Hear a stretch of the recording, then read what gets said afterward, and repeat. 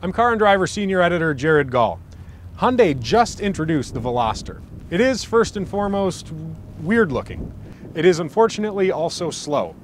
It's just 138 horsepower and 123 pound-feet of torque. That's why for 2013, Hyundai is introducing the Veloster Turbo. It adds almost 50% more horsepower and more than 50% more torque. It won't do anything about making the car less weird, but it should solve at least one problem. So let's find out.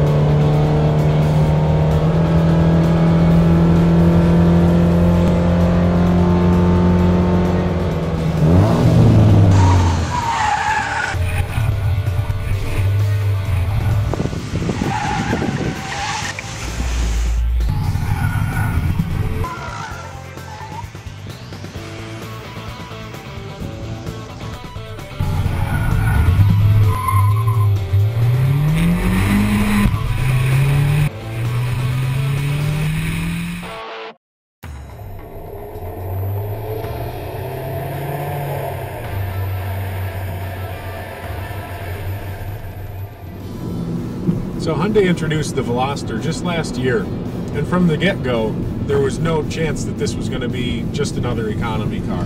The appearance is totally out there. First of all, it's got one door on this side and two doors on that side. But even aside from that, it's a very expressive, very spunky style. There's just no getting around the fact that this is not just another car.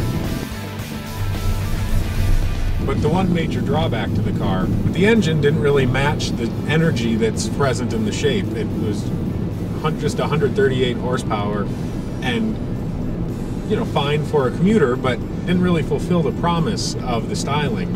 And so that's why we have the turbo model now. You've got 50% more horsepower, you've got 50% more torque, and you've got a whole lot more fun. When we first encountered the Veloster, one of our main complaints was the steering. It was too light, no feel, and it hardly even centered itself when you came out of a turn. You kind of had to crank the wheel back straight to get the car going forward again. And they fixed that centering problem here. They've beefed up the effort a little bit, and they've quickened the rack, but none of those things put any feel back into the system. You throw the car into a turn, and the effort drains out, and there's no feedback. And it's really too bad because the car corners remarkably flat and it's fairly competent. It's just no fun to drive like it is. They haven't changed much on the turbo model from the base car. The suspension is still all the same, with the exception of the turbo hanging from the exhaust manifold. The engine is actually mostly the same too. So that means that our same gripes about the base model still apply. The ride is a little hollow, a little noisy. The steering is just zero feel. Even the transmission is the same, although that only applies if you get the 6-speed manual. If you opt for the automatic, here you get an actual automatic transmission instead of the dual clutch in the base car. And that's because the output of the turbo motor is more than the dual clutch could handle. In our testing, the base car did 0 to 60 in 8.5 seconds, and we figure the turbo will shave 2 seconds off of that. Puts it right up against the Volkswagen GTI and that whole crowd.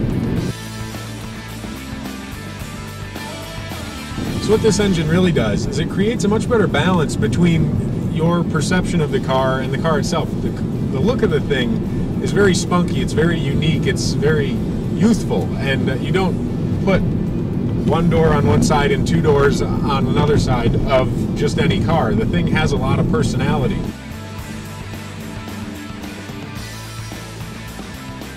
The Turbo costs about $4,500 more than a base Veloster. No small change when you consider that the base car starts at about $18,000. However, if you add up all that extra stuff that comes standard on the Turbo, that difference shrinks to just about $1,600. And I'm not totally crazy about the car, but I do know that if I'm shopping for one, that extra speed and that extra spunk are definitely worth it to me. I'm Jared Gall for Car and Driver. Thanks for watching.